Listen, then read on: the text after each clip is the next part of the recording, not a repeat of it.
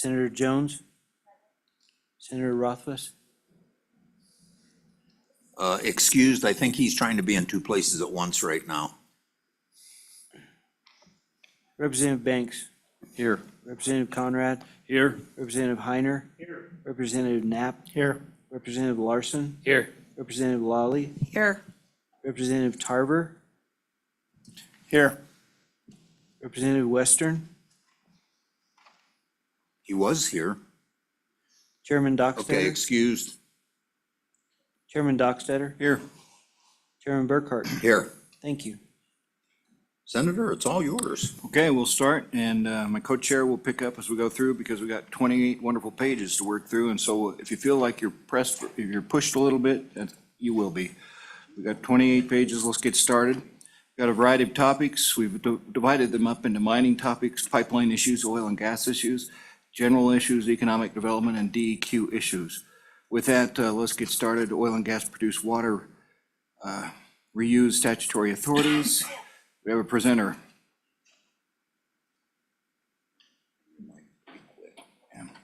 Mr. Kropatch, I believe.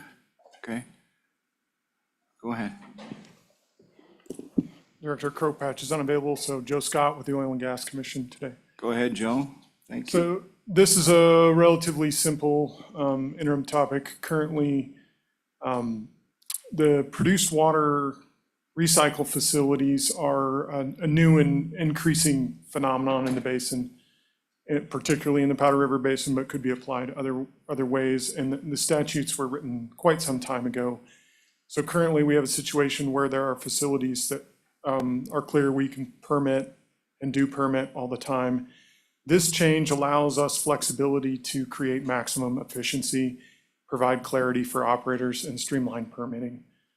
We're just trying to update regulations. There's some interaction between us and DEQ. I think DEQ is supportive of this idea to create just a streamlined permitting scheme with the maximum flexibility to let people do the best thing. Okay, thank you. Questions quickly, folks? Committee, questions? All right, thank you for the presentation. And we'll go ahead and keep moving through the list. Committee, if you'll take in your top 5 and as you go through this list and you feel impressed, if you haven't already, write down what you feel is important, what you'd like to see us work on in the interim, and put, say, a top 5 list together, and then present it to the co-chairs, and we'll get this worked on. Next topic, mine infrastructure tax credit. Mr. DeTai. Thank you, Mr. Chairman, members of the committee. Travis DeTai with the Mining Association. And the genesis of this proposed topic comes from one of my coal operators. And what we are suggesting that the committee take a look at is the concept of a tax credit for mine operators on the purchase of large equipment to be applied to severance tax. And we believe that this is something that would incentivize investment in operations. Similar legislation has been proposed in West Virginia, and we would like to see this concept be discussed in the broader context of tax relief for the industry, Mr. Chairman. Okay, thank you. Hold still for a minute. Did anybody have questions? Thank you, Mr. Mr. Chairman, while I'm up here, would you just like me to roll through our other topics on the mining side, or would you rather go in order? I can pop up and Well, I've down. got you in the chair. Keep rolling. Okay, I'd Take happy us to the do that. page, though. The next topic that we propose to the committee is a comprehensive review of the manufacturing sales tax exemption. Page number? Page number 4, Mr. Okay, Chairman. go ahead. And this would just kind of take a look. The exemption expires on December 30th, 2027, unless extended. And we would like the committee to consider who can claim the exemption, the cost of the exemption, and again, review this topic in the broader context of industry tax relief, Mr. Chairman. Questions for Mr. DeTai on this topic? There being none, next topic, and then give us the page number. Mr. Chairman, number 5, and the contact person on this is Representative Conrad, and I don't know if, Representative Conrad, would you? Do this, you stay there. Representative Conrad, present from where you're at. And Mr. Chairman, I'd encourage Mr. DeTai to present. It's all yours. so, Mr. Chairman, and I lost the, page 5, Mr. Chairman, mineral ownership and subsequent mineral estate generational determination. This came as a request from one of my bentonite operators in the Bighorn Basin who is having issues trying to determine who owns mineral rights. And so what the topic suggests taking a look at is similar similar work done in the state of North Dakota. And what it basically does is when a mineral, in the case of my bentonite operator, the mineral right was severed from the surface in 1957. Subsequently, generational, they don't know who owns the mineral right. And this would clarify and provide a process to figure out who owns the mineral so that an operator can approach them and begin the process of a surface use agreement to develop the mineral. Representative Conrad, you want to follow up? No, sir. Okay. Committee questions? Go ahead, Representative Heiner. Thank you, Mr. Chairman. Would that extend to oil and gas and other minerals or just? Mr. Chairman, I don't know the answer to that. Coming it from my perspective, or from where we are, I think it's just minerals, but I don't see why it wouldn't be able to go to mineral, oil and gas. It really is just a question of figuring out who owns the mineral. Answered for you? Okay, good. Any other further questions? You have some more, Mr. Detail? Mr. Chairman, I think I'm done. That does it. Thank you. Let's go back to Thank Mr. you. Luthi from the Governor's Office. Regulation of CO2 pipelines. Thank you, Mr. Chairman. Randall Luthi, Energy Advisor for Governor Gordon. I bring to you this topic for what we're searching for is consistency. Currently, there are likely to be more CO2 pipelines developed across the state because you need to develop CO2 from wherever it's captured to wherever it's going to be used. And currently, most counties have the authority to look at these. And what that means is we may very well have over 20 different types of regulatory mechanisms. So I would recommend to the committee that they take a look at CO2 pipelines, see if we treat them the same as other pipelines.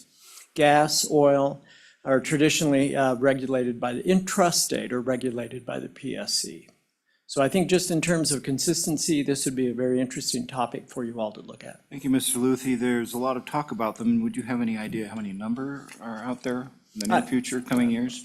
That's maybe not a fair question, right? Well, of course, it's not a fair question, Mr. Chairman, but I will, I'll make something up. How's that? I mean, we have, let's go with DEQ. I mean, the number of permits that they're now looking at for terms of just sequestration, let alone enhanced oil recovery, are well into the 20s and 30s. So most of those most could be grouped into a few fields, but I would suspect most of them are going to need pipelines. Okay, thank you, committee. Any fair questions for Mr. Luthi?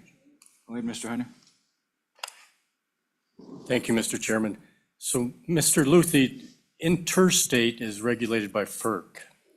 And so this would just be jurisdictional for the state for intrastate pipelines. Is that correct? Mr. Chairman, Representative Heiner, I'm going to nod knowingly, yes. All right, Knows- thank you. Knowing he does. Anything else, folks? All right, thank you, Mr. Luthi. Thank you, members of the committee. Review of new Wyoming Pipeline Corridor Initiative documents developed by EORI. We have Lon Whitman. No? Mr. Chairman, I don't see Director Whitman here. Okay. But there has been some discussion of expanding the CO2 pipeline corridor and looking at that mostly for enhanced oil recovery to some of the areas of the state that aren't currently serviced. All right. Questions, maybe Representative Burkhart can cover the questions for us. Anybody? Questions? All right, thank you. Enhanced oil recovery stimulus mechanisms. Pete Obermueller. Petroleum Association of Wyoming. Go ahead, Pete, when you're at the table.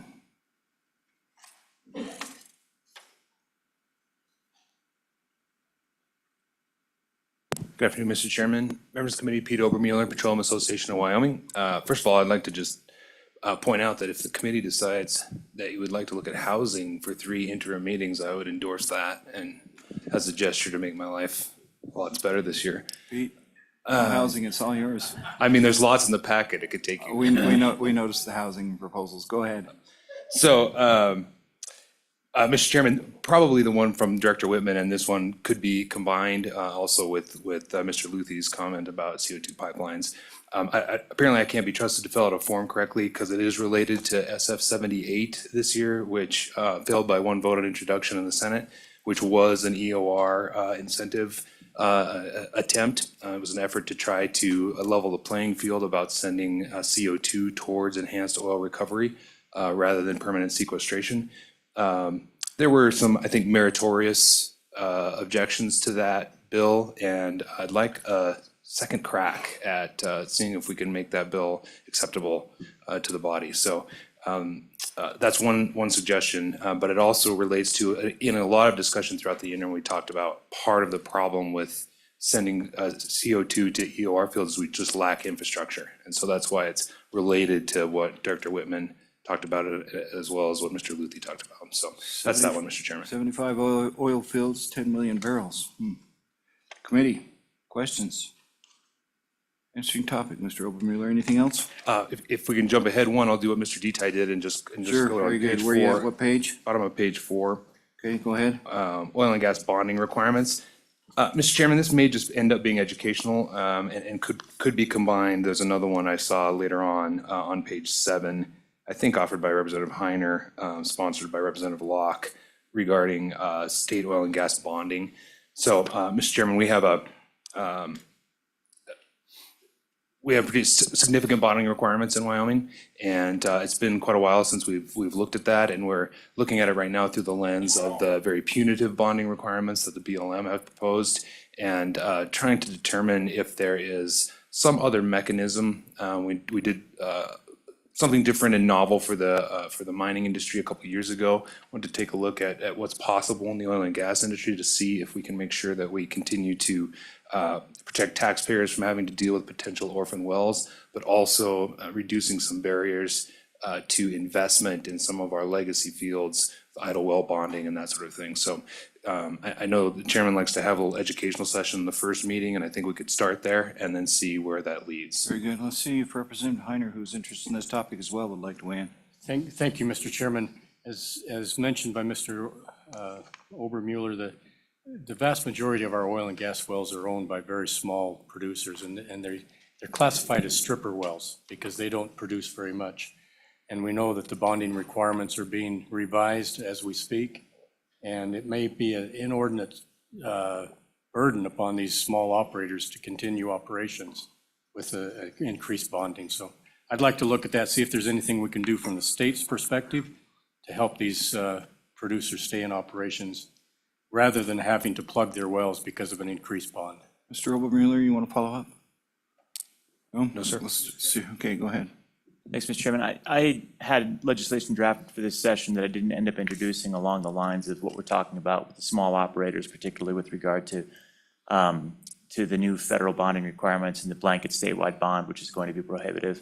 I don't think it quite got where it needed to be, but it's something that I think we should really talk about in the interim, because I think that the state can try to look to what we did for coal specifically with regard to financing bonds in a different way and see if we can provide tools. That tool won't work exactly as it's structured, and that's the problem. That's why my bill doesn't work. But we need to explore those opportunities and find a way that we can keep our small operators viable and not crush their operations if they're trying to operate in federal lands. So I think this is a good thing for us to explore. Thank you for that reminder. You had that, it was almost ready to introduce, or? I had it done, just wasn't going to solve the problem. Okay, fair enough. Any questions for either Representative Heiner, Senator Rothfuss, or Pete Obermueller? Okay, thanks, Thank you, Pete. Mr. Chairman. Appreciate it. Representative Conrad, Integrated Test Center Governance. You can go from right there if you'd like, sir. Thank you, Mr. Chairman. Yeah, this was legislation. I apologize. I'm not sure what happened, but if you would refer where it says actually, is there any legislation? There was, let me find my, it's actually, if you can refer to House Bill 215, House Bill 215. Mr. Chairman, members of the committee, this is just a cleanup as it relates to the Integrated Test Center, which is doing an incredible job. Obviously, the oversight of that is now with the SCRs, or we more importantly like to promote the management of that ITC under the SCRs. The challenge, and more importantly, the fix here is that during times of heavy business, et cetera, contracts still have to go through the governor's office. And it's creating a delay, not by any nefarious activities, just do workload. So in this case, this would transfer, and then more importantly, have the School of Energy Resources be able to sign contracts on behalf of the ITC and eliminate that routing. I do believe the governor's office is in favor of this as well. Okay. At this point, where the contracts are signed out of the governor's office then? That's correct. Okay, thank you. Members of the committee, for Representative Conrad? Members? Okay. Thanks, Representative. Appreciate it. Mineral ownership and subsequent mineral estate generational determination. Again, Representative Conrad, you're a popular person. Mr. Chairman, that was, I believe, mineral ownership, and that was Mr. Detai. Oh, yeah, that's right. Okay. Page 6, environmental quality investigations, statute of limitations. Mr. Conrad. Yes, Mr. Chairman, this was proposed legislation I brought during the interim, unfortunately was unsuccessful. The idea is that the state of Wyoming does not have any current statutes of limitations, although we have limitations in rulemaking, which was just passed out of the House. We do not have what's called a statute of limitations. Right now, there's an indefinite or perpetuity ability as we speak based on the statutes that the Department of Environmental Quality could actually fine and/or do anything they wanted just based on the lack of statute of limitations. The proposal is visiting with the respective department. They are in favor of this, more importantly, are collaborative and would like to work together on this piece of legislation. Thank you. Questions for Representative Conrad? Seeing none, thank you. Next page, please. Representative Heiner or Representative Locke, we've got, We already covered that. Mr. Chairman, oh, that's right. Mr. Obermueller. Bonding. Didn't do my checkoff. Representative Knapp, you have appeal of HB 200. Mr. Chairman, thank you. Yeah, this is just a simple look at energy policy. Basically, HB 200 requires mandates with our energy projects, and we've given the governor quite a bit of matching funds for projects, and just want to be sure that we find the best way possible to not incur energy costs for both companies and consumers. And so reworking HB 200 to not have those mandates, I think is crucial. You're concerned about the additional cost because of those. Okay, thank you. Members of the committee, and we'll also ask Mr. Luthi if you'd like to weigh in on this. Are you good?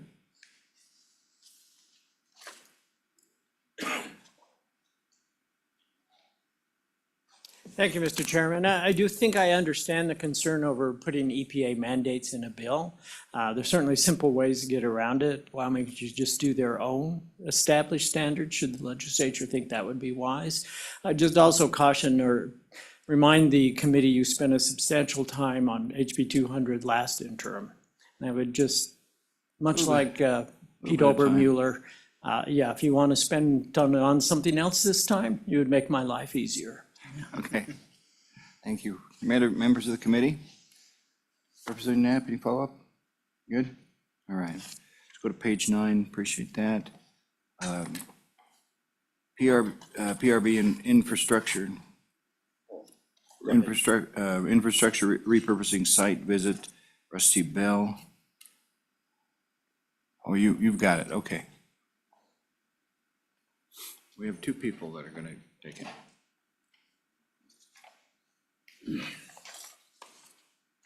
Go ahead, identify yourselves and let's proceed. Thank you, Mr. Chairman, members of the committee. My name is Monica Leininger. On behalf of the Nature Conservancy in Wyoming, I'm not Rusty Bell. He was not able to be here today, but we're carrying the topic on behalf of him.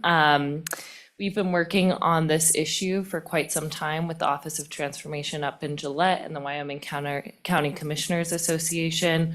Really just valuing Wyoming's legacy assets and wanting to see those repurposed well into the future.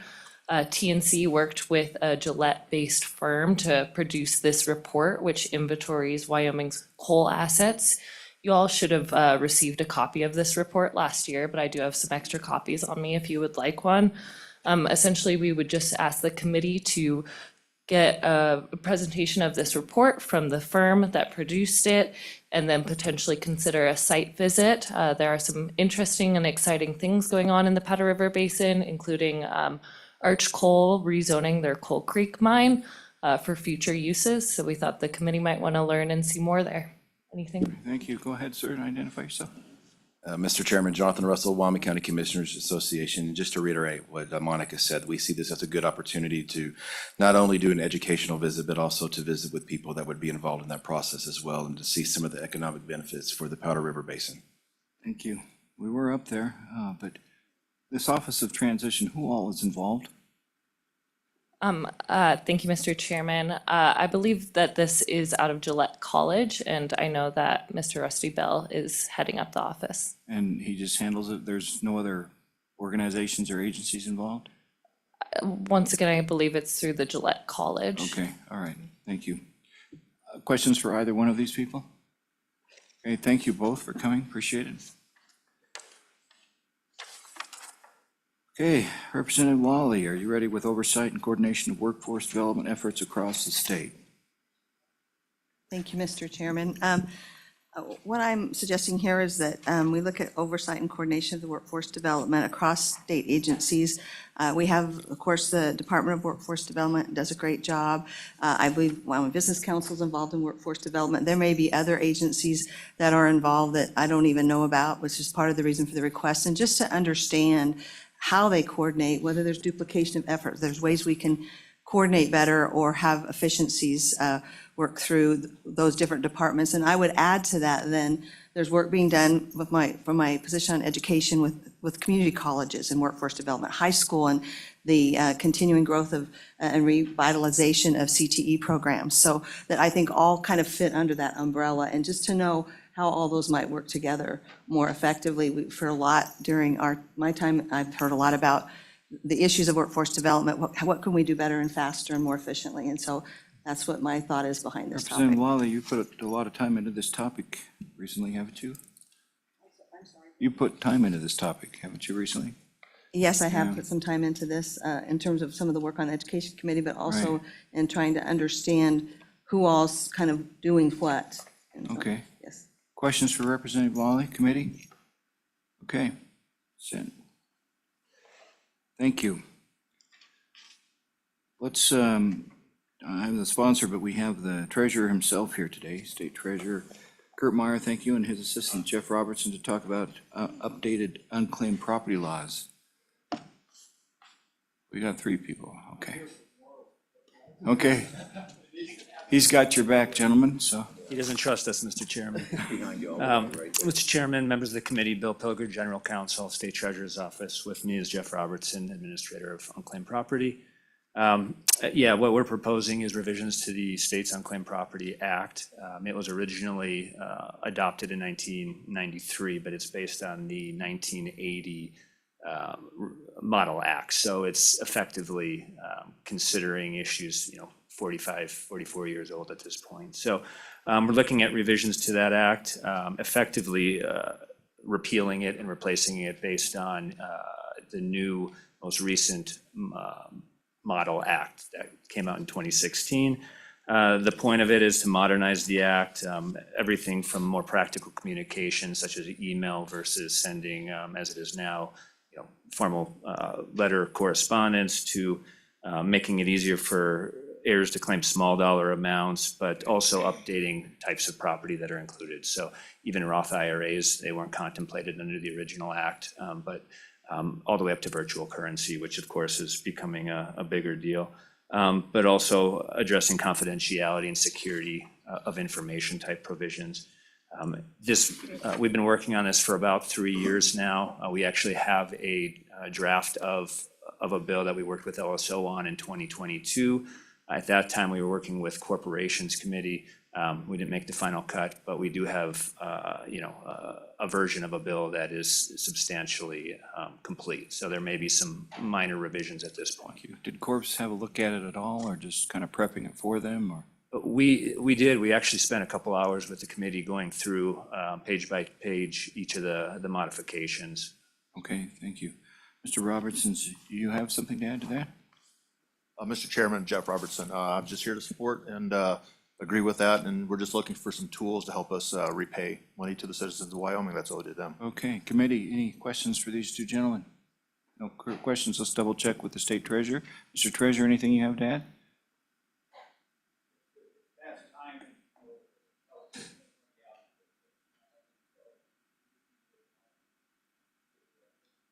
Thank you, Mr. Treasurer.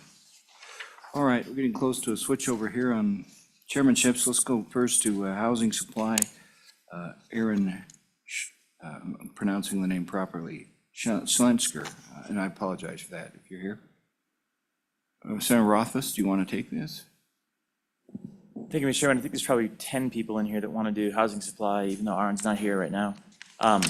This comes down to, obviously, everyone's heard from their communities, or I assume they have, about challenges with regard to housing development for economic development. Laramie is clearly facing that. I know that Cheyenne, Casper, and others are trying to look for creative programs, investment. What can we do to facilitate better housing development in all of our communities? So kind of a broad topic area, but I think there are probably others that might be interested in speaking on it. You're still developing. I got a text message from the far west, 1,400 home development all popping up overnight in a place that has been very resistant to development, and so it's all changing. With that, for Senator Rothfuss, any questions? Go ahead. Thank you, Mr. Chairman. I mean, I think it's a really good topic. Everyone here knows it's really important for a lot of our communities. And I'm not saying we shouldn't have it as a topic, but inherently this issue has to be locally driven, right?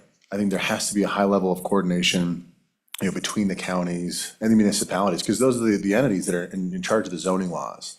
And those are the regulations that are gonna have that direct control or the direct impact over, a topic like this and the direction it goes. And so I guess for me, sometimes, and if I'm wrong, please do correct me, but I sense that some folks come to Cheyenne, they're just kind of doing give us money.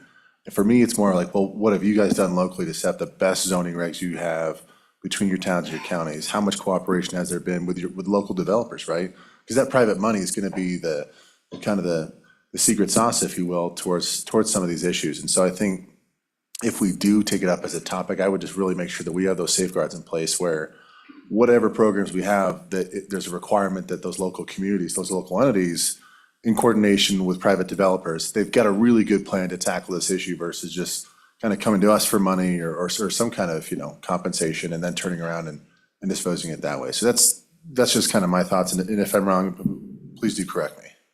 Thank you. Questions? All right, Senator Rothfuss, you want to wrap up? Just a quick response on that. I think there are a lot of things that need to be done at the local level and county level, but I think there are things that we can do at the state level. And you look to other states that have programs that provide investment funds, and I'm not saying grants, I'm saying investment funds that then we would get an ROI on as a state, but it helps to facilitate the development, the pre-development of infrastructure, and then that returns back to the state. You see that in other locations as a possible way to kickstart some development that otherwise wouldn't get going and then bring in a developer. So that you have solutions that are utilized around the country that are more state level solutions than local. That's what I think that we should take a look at. But yes, if you are zoning yourself out of having the capacity to have local development, then we probably won't be able to help. Okay, thank you. Any further questions, Senator Rothfuss?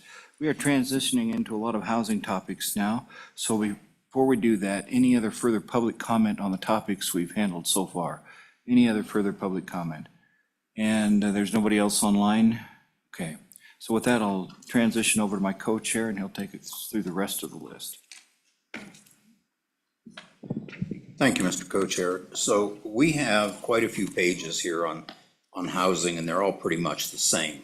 So if you have one person who wants to come up and speak on it quickly, fine. If not, I think we have the concept here from Senator Rothfuss. No one? I did.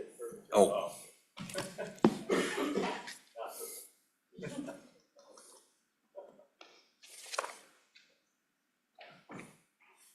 Mr. Chairman, members of the committee, Lori Erbakite with the Wyoming Realtors, we did not submit any of these, but we would certainly be willing to spend our summer and fall with you and discuss maybe incentives. And that's when I always think about the housing studies and what the role of the state is. Maybe you can incentivize, create some programs that could actually encourage the local communities or the counties to work a little more diligently on their zoning efforts. So again, we did not submit these, and if you'll notice, they're pretty much all the exact same thing. I think they came from a housing coalition. But we would be happy to work with you any way we can. Okay, thank you. Sorry. Oh, you're okay, you can do I that just too. got into the routine. Go ahead. Okay, thank you. Sorry, man. Okay, now we have a number of other topics that were submitted in a number of ways, and we'll just go through those quickly. One was to look at the Uniform Special Deposits Act, which is a banking act. We've talked about special depository institutions in this committee in the past, and it is a banking issue. So that one is out there. The other one, and just bear with me on this, the Uniform Testamentary Additions to Trusts Act. Oh, I see two attorneys here who are just chomping at the bit on this one. Didn't you have to leave early? Okay, any input from our two attorneys on either of these? Any input from any attorneys in the audience? Okay, any input from non-attorneys? Okay, they were submitted, we'll take that under consideration. Yes, Will you Senator. send those to me, actually, just the two of those to read more background about them? Sure. Thank you. I hadn't seen that submission. Okay. All right, that came to the good co-chair and I from one of your previous infamous senators. The previous chairman of appropriations. That one, yes. Okay, we did have some things from the banking commissioner. I don't see him here, but they weren't real specific on what he was asking for, so I don't think unless we get something very specific, I don't plan to spend much time on that. Of just saying we need to do things. Had one from Ms. Levin. Do you want to talk towards the back to the manufacturing sales tax exemption? You raised that, but it's also already on here. Okay. All right. Okay. Okay, we covered that one.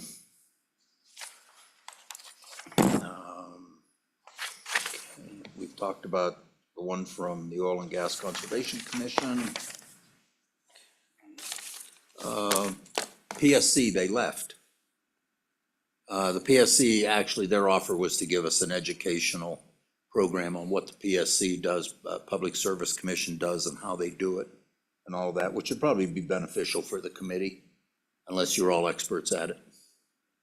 Any discussion on that one? Senator Ruffus. Thanks, Mr. Chairman. One that I was going to propose personally was industrial power once again, since we've looked at that over the past few years, but haven't been able to move any legislation forward, so that might tie in with the PSC. Okay, I'm sorry, on industrial power? Yeah. Okay, that's the self-generated power, correct? Kind of things. Basically, direct purchase, or coming up with a circumstance where you have the capacity to have a direct purchase, and we have made some progress, and I think it would be good to hear about that progress in what tariffs have been done that can be done in conjunction with the PSC, and then consider if there's any action that we should take to facilitate. Okay. One that I committed to this morning, and I think all of you know how I do honor my commitments, was to at least go back and look at for a little bit, what we passed last session on Senate File 44, limited mining operations, to again consider some of the issues. There was a joint conference committee this morning. There were some issues that came up in there, which really the bill did not resolve, which there was some feeling were important to the people of the state. So we'll probably spend some time looking at that. Senator Ellis was part of the conference committee, Senator Cooper, and so we need to, I think, revisit that to make sure we got it right. But it's too extensive to put in the bill as the bill goes forward. We're ready to vote on the conference committee report, so we'll have to take that up in the interim, and I don't think it'll take that much time. Okay, a couple others that have been talked about. If we need to go back and revisit industrial siting, we did that, I believe, 4 years ago. Looked at that. some updates on some of the things that are going on in the state with some of the large projects. And that one of them being the repurposing of the coal mines was one. There was a electricity generation tax bill that did not make introduction, and I know it's somewhat controversial, so I think some education on that would be good with, again, that'd be part of the PSC education. Okay. Representative Tarver as a freshman, is not familiar with how we do these sometimes. I told him, just give me the information. So along with the produced water issue is an issue of producing hydrogen. A lot of our wind companies want to, when the wind power is being sold, they want to use it to produce hydrogen. And that puts an issue out there of how we handle the water and what water we use. And I think it's a good match with the produced water topic we talked about earlier. Considering we have about 84 million barrels of produced water a year, that's a good water supply to produce hydrogen from, rather than, say, good potable water or water out of our rivers. Okay, bonding. And there was one last one from Representative Knapp on AML funds. And I'm not sure, Representative Knapp, do you have an idea what you wanted to do with that? Yes, Mr. Chairman, it kind of goes along with the repurposing of mines up in Campbell County. And that would be to be able to use AML funds for, if a building is left behind after the rest of the mine is reclaimed and you've got the rail spur in the building, there still needs to be required bonding for that. And so that's an issue I would like to talk about, is using AML funds for that bonding. And I think, Representative, we can do that when we talk about the infrastructure and what Ms. Leniger's had presented to us. Go ahead, Representative Senator Cooper. Oh, I'm sorry, Senator Rothfuss. I just glanced and couldn't tell who Thank you, Mr. Chairman. waved their hand. When we do that AML work, I think it would actually be good to provide a little educational opportunity to run through how AML works and a little bit about its history, because I don't think everybody on the committee has seen that. That might be something to explore. Well, yeah, I think that's a good idea, other than DEQ left early. Yeah, we can volunteer them in that. Representative Larson. Thank you, Mr. Chairman. On AML, I do think that that's a worthwhile topic to consider, as well as just project eligibility under AML in general, and if there's ways we can expand project eligibility. Okay, so the last topic is the committee meeting dates we've already tended to establish, which is, Brian, would you just, so the public knows what we're thinking?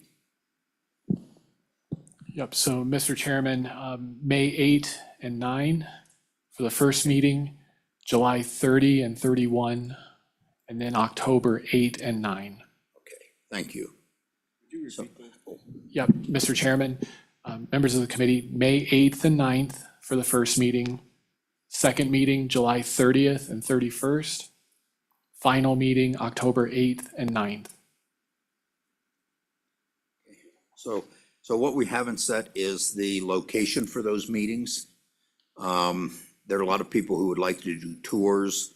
A lot of people, we can't be all over the state at once. I apologize for that. People would like a tour of some of the mines, a tour of the wind project, a tour of the refinery in Sinclair, Wyoming, and a bunch of other things. So we'll have to try to make some adjustments in that. And what we may do is do one of those day before, day after things if you want a tour.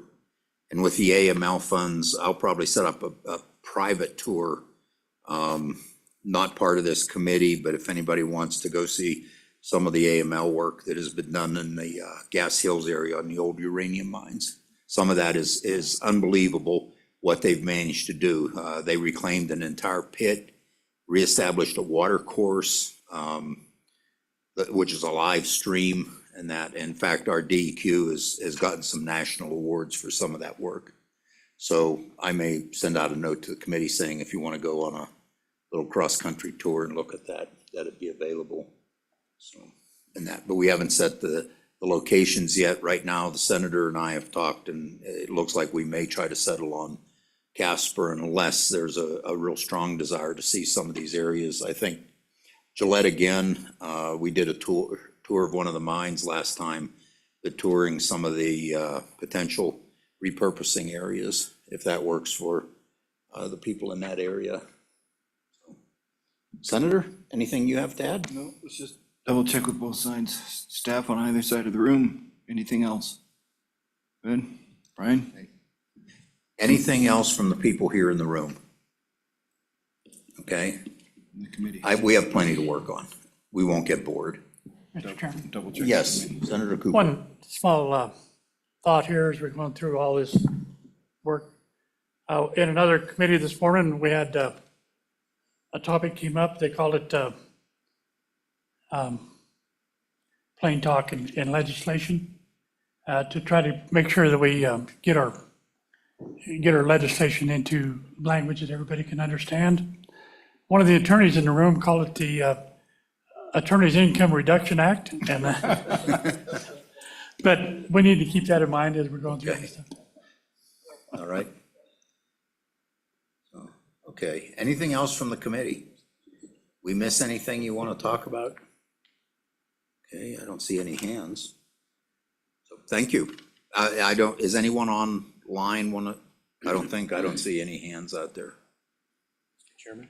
Yes, Representative. Mr. Chairman, how would you like to proceed at this point? You asked for our top 5 or 6, whatever that number is.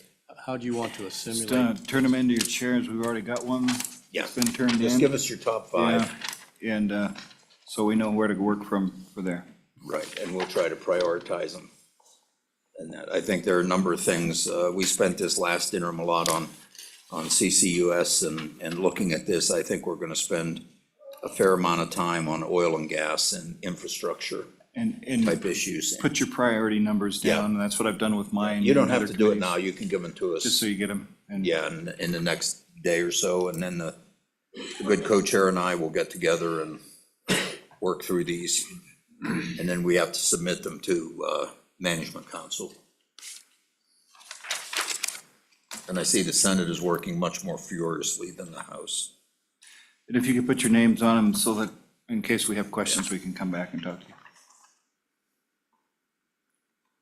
you. So I think that's it.